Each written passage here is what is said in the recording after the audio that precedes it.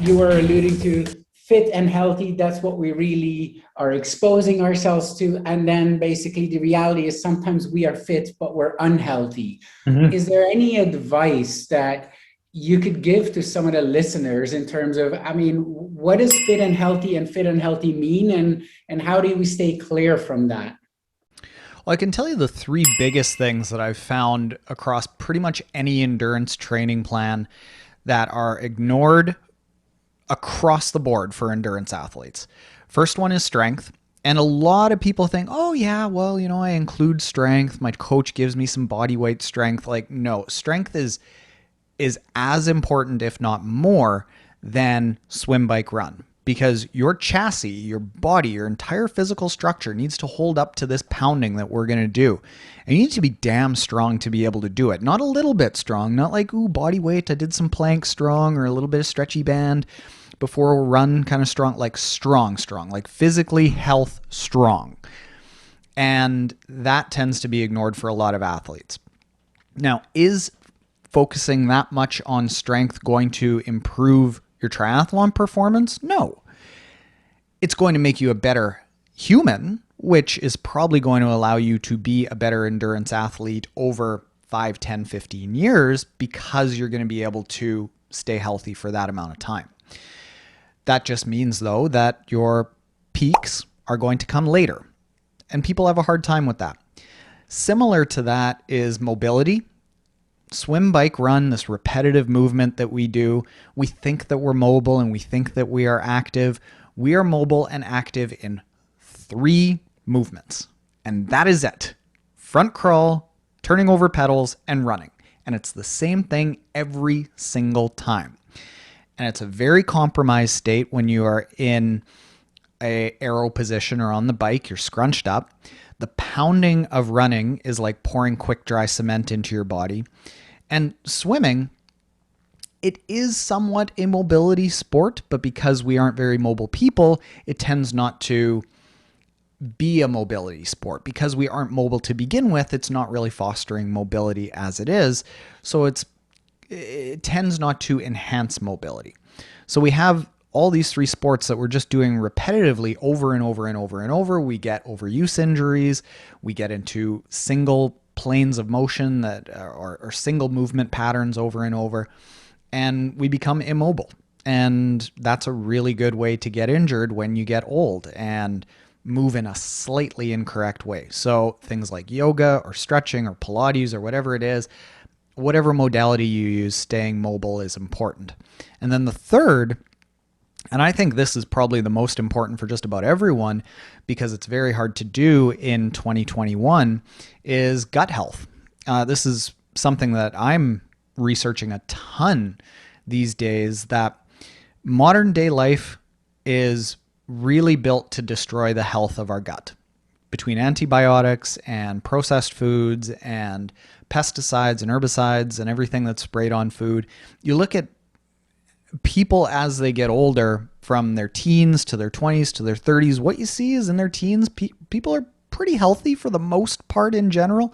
But in their 20s, you see some people start to fall apart. In their 30s, you see a lot of people fall apart. And my belief is that it's just an accumulation of more and more of these unhealthy foods that are coming into our stomach. And over the course of those 2 and 3 decades, our body just stops being able to withstand it. And especially for endurance athletes, we spend so much time with about 80% of our blood not in our stomachs and in our limbs to propel us, swim, bike, and run, that our stomach is in an impaired state to begin with. And then our stomach health is ignored on top of it. So having things like a lot of roughage, a lot of resistant starches, it becomes hard to do because we're spending so much time training. But having these foods that aren't prepackaged, prepared, natural foods that replenish the gut health are things that are going to allow you to be overall healthy. So much of our health as humans is derived from our stomachs, and we're just starting to learn this. But I really do believe it. As you start researching naturopathic medicine, the stomach is like, it's just the start of almost everything. And it's not really talked about in endurance sports. Like It's talked about like train your gut so you can have more sugar, and like it's like the worst thing for your stomach to have this giant bomb of processed sugar, and we're training our stomach to have more of it. We're just going to ask for stomach problems and long-term health issues.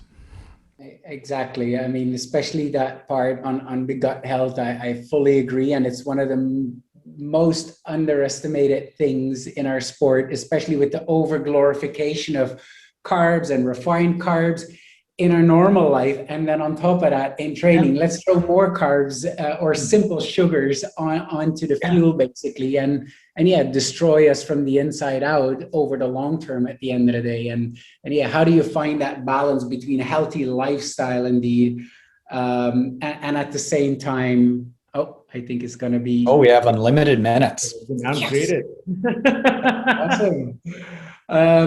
Yeah, it's really finding that balance between that healthy lifestyle and indeed making sure that you fuel yourself or eat the right nutrients, whether it's for sports or day-to-day life, to keep the engine going and that gut health intact, basically. Yeah. I think that needs to be the focus, that strength, mobility, because those are long processes. If you look at studies about VO2 max, you can increase VO2 max like pretty quick in 3-4 months. Endurance, I would say even quicker to be able to go long. But all the focus is on these two things: having a high VO2 max, having long endurance abilities. And let's face it, like you can sharpen up in a race in 3-4 months pretty easily, but you can't really sharpen up your strength or your mobility in 3 or 4 months. That's a lifetime thing.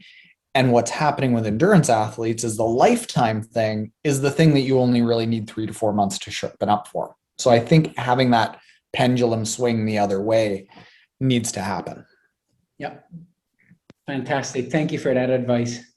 Hey everyone, Taryn Gazelle, otherwise known as Triathlon Taryn here. I'm the founder of Motive, and we help motivated humans, people like us, regular humans that have day jobs and families and real life commitments, live a more fulfilling and challenging life by going out and attempting feats that they didn't think that they could, typically with endurance sports, whether it's running, triathlon, or cycling, maybe swim runs, whatever endurance adventure you want to go on, we can help you do that.